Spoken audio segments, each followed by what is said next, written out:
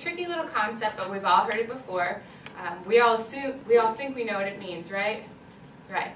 Well, I'm sure all of you have that friend who is just completely, they don't understand the concept of irony. My roommate's like that.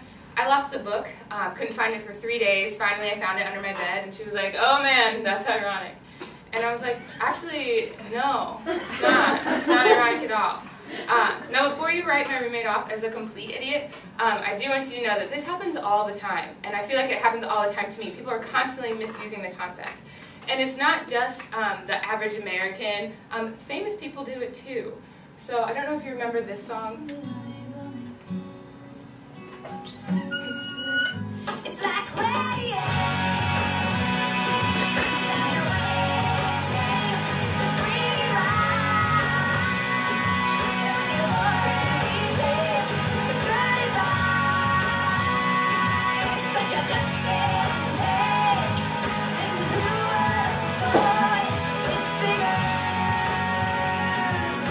Okay, well, even though Alanis Morissette titled this song ironic, over half of the situations she describes are in fact not ironic. And again, this happens all the time. When people misuse irony, a lot of times they come off as like trying too hard, being arrogant, they come off stupid, and in my opinion, they come off extremely annoying. So I don't want to offend anybody, so if you make you feeling a little self-conscious, like, oh my gosh, did I misuse irony? Like, I hope I didn't do it in front of Lauren, or maybe you're a little embarrassed because you're like, I have no idea what irony really is, crap. Don't worry, because I'm here today to explain to you what irony really is and how to use it in the right situation. So the actual definition of irony is the use of words to convey a meaning that is the opposite of its literal meaning. So basically, it's when a situation or statement works out backwards. It's like when it's the opposite of what common sense or reason would expect, would lead you to believe. So it's the opposite of that. Now, irony can come in many forms, but there are 3 main types of irony, and that's verbal, dramatic, and situational.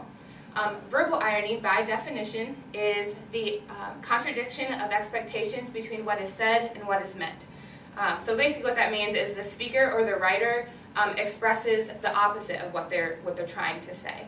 A lot of times this comes in through like sarcasm, an overstatement, or an understatement. What I think is really unique about verbal irony is most of the time you assume it's just face-to-face contact, but actually you see this in other sources as well, like in literature. A good example of verbal irony is Romeo and Juliet. In the prologue of Act 1, Scene 1, there's a line that says, 2 households, both alike in dignity, blah, blah, blah, blah. The first part is what's verbally ironic. You would assume that both families are both alike in dignity, so that you're expecting that they are both distinguished, well-established, honorable people. If you watch the play and it continues, you notice that the families are actually very violent. They're petty and competitive. So they're comparatively both undignified, which is the opposite of what was said and expected. Again, we see plays come in through dramatic irony as well. Dramatic irony is when the audience knows something that the character or characters are not aware of, whether that be the circumstance of the future or the present. Again, going back to Romeo and Juliet, we see this through when Juliet, we know that she's not really dead. She took a potion to look dead. And then Romeo comes in and is like, oh no, my lover. And you're just like, no, don't kill yourself, like she's sleeping.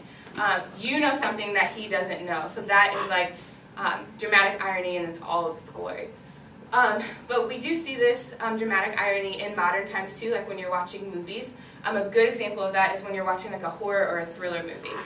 You always know who the killer is, you know where he's hiding, so when like the stupid blonde comes in, like half naked and it's like dilly-dallying around, you're like, no, don't go up the stairs, like he's hiding, he's gonna kill you. You know something that, again, the audience, that the characters does not, so that's, again, dramatic irony. The third type of irony is situational irony, and this is where, basically, the opposite, what happens is the opposite of what you would expect to happen. A lot of times I think this is kind of the hardest one to distinguish because a lot of times people confuse it with like bad luck or timing because of the oddness or unfairness in it. But I thought of I found an example of situational irony. It's the attempted assassination of Ronald Reagan. Basically what happened was John Hinckley shot at him. Fortunately it missed him, but the bullets hit the bulletproof car, ricocheted off, and then impaled him in the chest. So Ronald Reagan was shot. This was an example of situational irony because the bulletproof limousine, which was brought specifically to protect Ronald Reagan from bullets, actually was partially the reason he was shot, because it ricocheted off. So that's situationally ironic. Okay, so now we've gone over verbal irony, dramatic irony, and situational irony. Let's put our new skills to the test. We're going to analyze Annalise Morris's song, Ironic, the refrain, which is what we heard earlier today. So I'm going to ask you if part of it is ironic, and then just shout out yes or no if you think you know. Okay, so the first part is, it's like rain on your wedding day. Is this ironic? No. No, good job, it's not. This is just a really sucky situation. Rain on your wedding day has no sense of irony at all.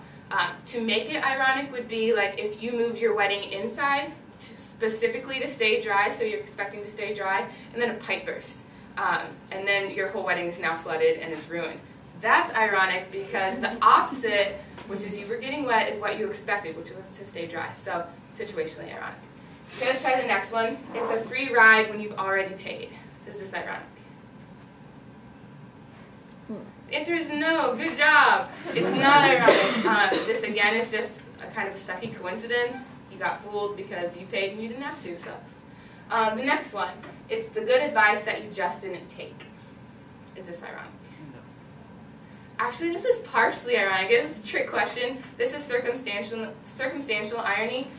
Basically, it is ironic to ignore good advice if and only if that advice could have saved you from some pain or suffering of some kind. So if my mom told me to wear boots and I didn't, and then I wore flip-flops, went out in the cold, caught frostbite, lost my foot, that's ironic because the advice that I should have taken would have saved, and I would have had a leg. So now if I didn't take that and nothing bad happened, then that's just ignoring good advice. So this is kind of half and half because the statement alone is not ironic, but what she's implying is that something bad does happen, and that's the irony part. So she gets half credit here. Let's just do one more just to make sure that we all understand. Mr. Play It Safe was afraid to fly. He packed his suitcase and kissed his kids goodbye.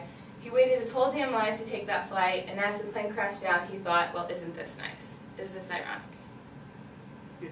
Yeah, it is ironic. And this is ironic for two reasons. Basically, there's situational irony and verbal irony here. This is situational irony because you would never expect that a man who was afraid to fly actually died by flying. For a couple reasons, usually a fear of flying is now seen as an irrational fear because it just doesn't happen. You don't hear about a lot of plane crashes. So the fact that it actually crashed and he died from it is very ironic.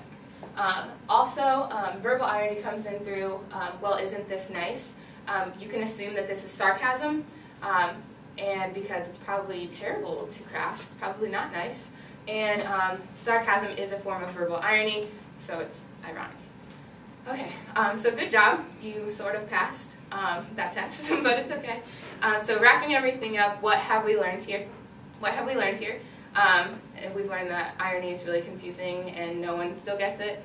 No, it's not what we learned. We learned that irony takes several forms. Irony happens every day and doesn't need to be forced on a certain situation.